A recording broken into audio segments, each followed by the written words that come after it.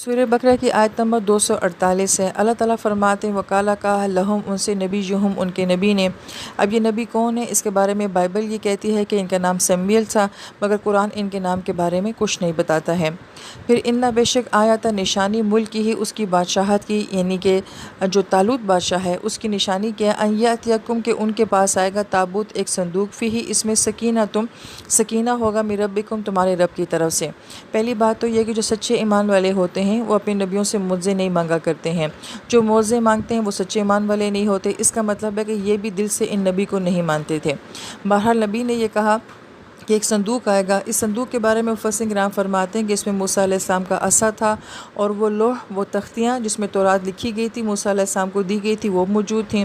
इस कौम के ऊपर मन और सलवा आसमान से नाजिल हुआ था। सलवा तो बिटेर को कहा जाता है। मन एक मीठा किस्म का फल था, उसके कुछ बीज वो भी इस संदूक के अंदर मौजूद थे। फिर मूसा अलैहिस्सलाम और हारून अलैहिस्सलाम भी कुछ और बाकियात जो कि मुतबरिक चीज़ें थी वो इस संदूक के अंदर मौजूद थीं।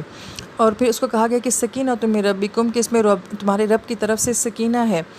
और सकीना लफ्ज़ जो है, जैसे कि हम बोलते हैं साकिन, सुकून, मिस्कीन, सकीना, ये सब जो है वो एक ही तरह के अल्फाज हैं।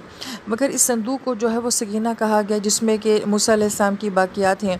तो बड़ी अहम बात यहाँ पे कि अगर एक नबी की इस्तेमाल शुदा चीज़ों में अल्लाह ताला फरमाते हैं कि इतना सुकून है, तो ख़ुद नबी की अपनी ज़ात में कितना सुकून होगा, उनकी सोहबतों में, उनकी बातों में कितना सुकून होगा। अब जब मूसा अलैहिस्सलाम के संदूक को जो सकीना कहा गया है, तो इस उम्मत के लिए ये सकीना किन चीज़ों में है, जैसे कि हमारे लिए बैतुल्लाह है, हजर अस्वद है, हमें उसके साथ एक सुकून महसूस होता है। मगर सबसे बड़ी बाक़ियात हमारे नबी की क्या है, ये कुरान है। इसलिए कुरान सुनने वालों के लिए हदीस पाक का मफ़हूम है कि अल्लाह ताला एक ख़ास किस्म का सकीना नाजिल करते हैं। तो ईमान वालों के लिए, इस उम्मत के लिए कुरान एक बहुत बड़ा सकीना है।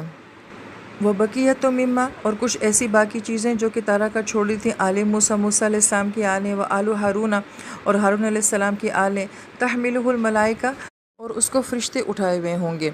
ये संदूक जो है मुशरिकीन ने यहूदियों से हासिल कर लिया था, और जहाँ कहीं भी ये संदूक जाता था वहाँ पे वबाएँ, बीमारियाँ, मसाइब बहुत ज़्यादा हुआ करते थे। यहाँ तक कि उन्होंने ख़ुद ही जो है इसे छुटकारा हासिल करने के लिए इस संदूक को एक पानी में डाल दिया था कि पानी जहाँ चाहे इसको ले जाए।